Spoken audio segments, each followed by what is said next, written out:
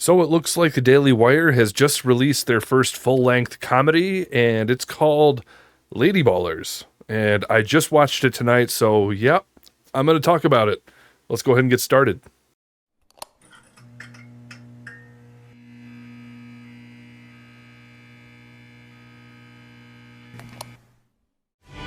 In a world where women's sports is being transformed, the Daily Wire calls foul with the most triggering comedy of the year.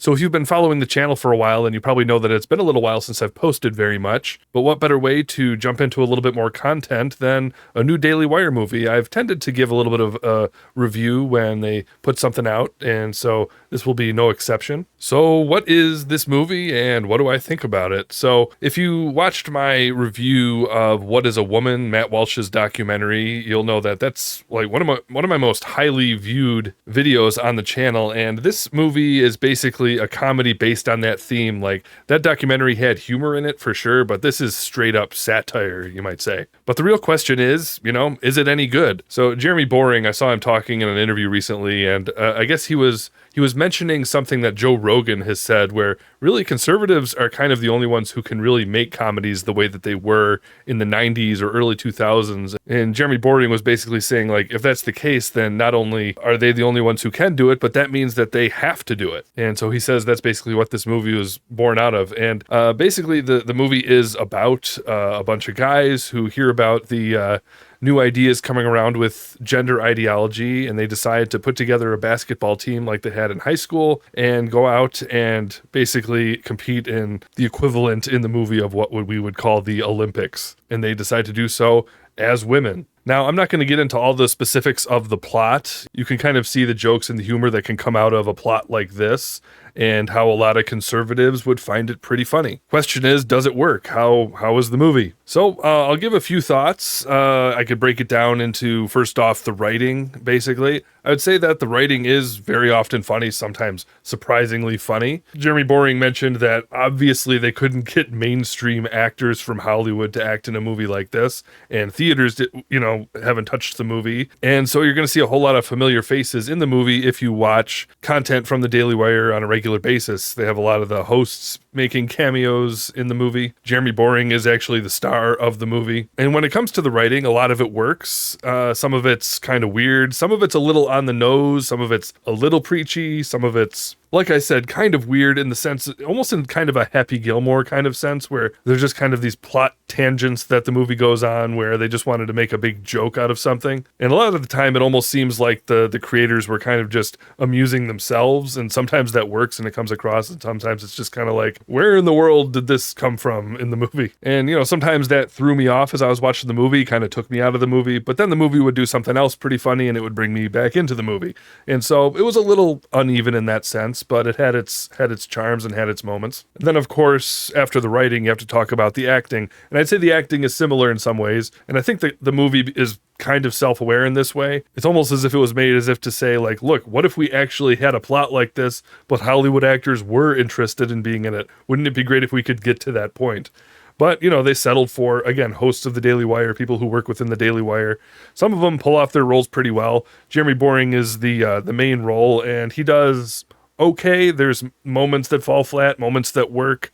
There's moments I think he pulls off really well that are actually a little more serious, but then some of the comedy lands and some of it doesn't. Again, a little bit uneven. And what's funny is actually some of the people in it that did a good job that I didn't expect to. Matt Walsh kind of plays a hippie in the movie. Maybe not everyone will agree, but I actually thought he was the funniest character in the movie. I laughed out loud a lot from him, and the role is completely opposite of who he is in real life, which is kind of the point, I think. And I think he actually did a pretty good job with it.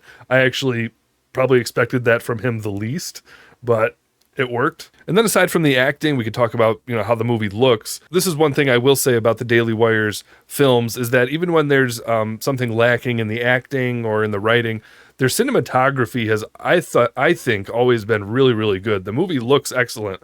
If you just were to see screenshots from the movie, you would think, it's a mainstream Hollywood movie.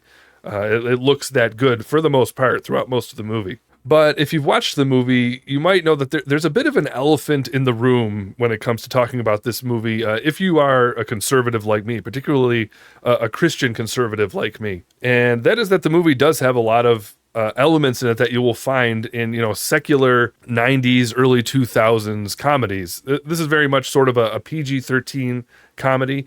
And it has a lot of those elements that you will find in those movies in terms of dirty humor and sort of gratuitous sexual humor and things like that. And this comes up in kind of two different ways, you might say, in the movie. On the one hand, you have it coming up because that's sort of the subject matter you're dealing with.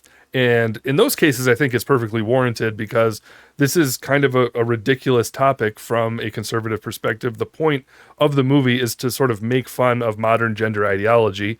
I think that's totally deserved. It's totally warranted. I don't think conservatives, even Christian conservatives, should run away from things like satire. You find that kind of thing in scripture if you have the eye for it. And, the movie, I think, often does that pretty well. A lot of the time it does it in a way that brings out a laugh. Sometimes it's a little preachy, but not too much. Sometimes whether or not it feels preachy or on the nose has to do with the acting that delivers the writing. And sometimes it's good and sometimes it's not. And so, again, though, that's sort of one way in which sexual humor comes out in the movie. But then on the other hand, there is sort of gratuitous sexual humor that's just sort of thrown in there for the comedic effect. It has nothing to do really with the subject matter of the movie. It's just sort of to ramp up the comedy. And, I feel a little bit torn on this. I think, I don't think Christians should be overly prudish when it comes to certain kinds of humor. But at the same time, I think, again, coming at it from a Christian perspective, if we're trying to think biblically, the Bible does have some things to say against just, pointless, irreverent humor. And there is some of that in this movie. And so, in a sense, that is kind of par for the course as to how I feel about the Daily Wire overall, in that they sort of walk this line where they're not really posing strictly as a Christian company, as much as I, as a Christian, would like that. They're more posing as sort of a quasi-conservative company. And so I think that a lot of modern-day sort of secular Republicans will get a kick out of this movie, who like to see these sort of things addressed in this kind of way. But, to be honest, it does, as it intends to do, harken back to, 90s, early 2000s comedies, ones that Hollywood can't make today because of their own, woke purity tests.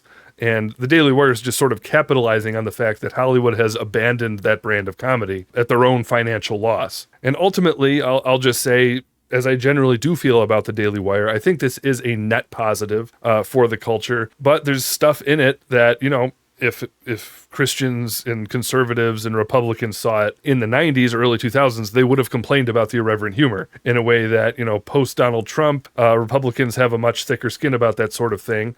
Some of that's for the better, but some of it's for the worse, particularly if you have more of a Christian conservative outlook and see these sorts of issues about humor from that more spiritual lens. And so overall, depending on your perspective, it's up to you whether you want to check the movie out. I'd say overall it was just in terms of quality, I think it was decent. It was definitely lacking in certain ways because of the limitations they had in putting out content like this, obviously. But really, I'd love to see more, what people who watch this video and have already watched the movie think about it. Feel free to comment below what you thought were the strong points or the weak points of the movie, and feel free to give your opinion about the various issues that I brought up. So again, it's been a while since I've added content to the channel. Hopefully this will help me kick things off and get things rolling again. I've got 2 babies in the house now, and it's definitely making things busy. It's making content creation a little bit harder, but I do hope to stick to it and come back to doing some more. So if you like content like this, but also conversation about theology or the Christian life or conservative politics and a variety of things like that, make sure that you subscribe, leave a like if you enjoyed the video, and we'll see you around in the next one.